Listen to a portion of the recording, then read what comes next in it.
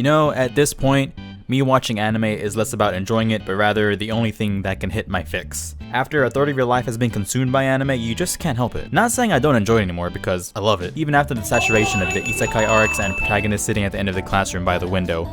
You all know that show. There's a thing called manga that I overlooked, because I do read manga, but not as much as you'd think. And I was like, well, shit. Let me share some things about the manga I'm reading right now that you may or may not heard about. For the weebs out there, it's a manga about cosplay. While it's processed, things go behind the scenes, what everyone does when they want to achieve something. And it's like, it only lasts for about a week, maybe once a year, because I used to cosplay as well. And it's like, is that it? It's a manga about cosplaying. Oh my fucking god, this girl! It has subtle romance elements, cute moments that'll make you squeal. Gojo is a high schooler. He likes making dolls. Kitagawa is a girl who loves cosplay. The two are complete opposites and they cross each other's paths in a strange but acceptable way. Their relationship is bound with this hold of him making cosplays that she wears from him. And you know, the supporting characters in this manga is pretty likable as well. And not only is this manga cute for the interactions and how they steadily advance what they really want from doing this, it's legit. It gives you good insight and info for anyone who'd want to cosplay in the future, for whatever reason. It's sexy while also being wholesome in a first love romance around two dorks doing something new and learning more about each other. And this also got an anime announcement, so fuck yeah. Spy Family is also a big title for the manga elitists out there that always spoil anime only watchers because they think they're better. In reality, they're just a Kyle who's too loud at parties and no one knows who invited them. So, knowing that, Spy Family is hilarious. One word. Hilarious! Ha ha, laugh! It's hot and sexist. I currently have 4 volumes and each volume conceded in making me laugh my ass off. Who cares about squat day? I won't have an ass to begin with when I read this manga. When a professional spy gets his next mission, to start a family.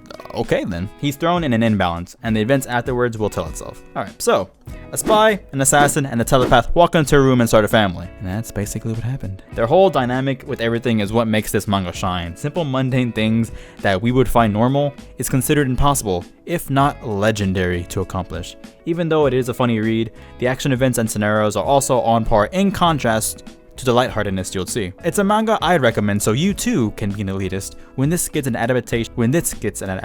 That's a manga that I recommend so you too can be an elitist when this gets an adaptation because I do think it will sometime soon. Mark my fucking words. Alright, last one. Thought I'd share a manga called Harekhan. Now, you ever watch an anime, or I guess read a manga in this case, where there's a harem and it's always the same where one guy has all the girls and it's copy and paste, just different girls? Well, you know, this one takes that idea and puts realism into it. Like, what would happen if harems actually existed and were made legal in your area? Harekhan plays with that idea of having multiple wives as long as he can support them. And all harem marriages aren't just lust, having more than one partner, but having financial stability and benefits that wouldn't really exist with normal relationships. There is jealousy, there is problems, there are people that protest against it, there is sex, there is uncertainty.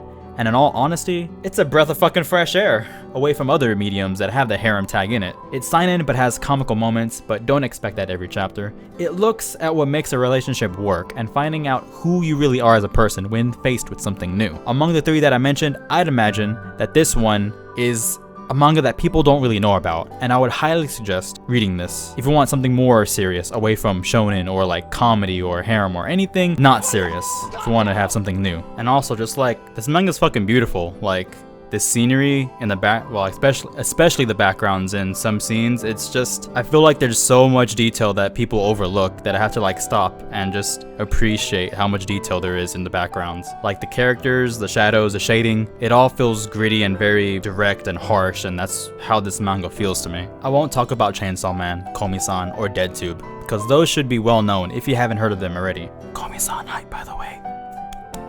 But yeah, readers are leaders.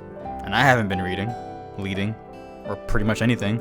Just watching anime, finding out I have 5,000 fucking hours on Genshin, shit! Streaming more often, so you should follow that, and waste time just like me. And yeah, that's it. Until next time, that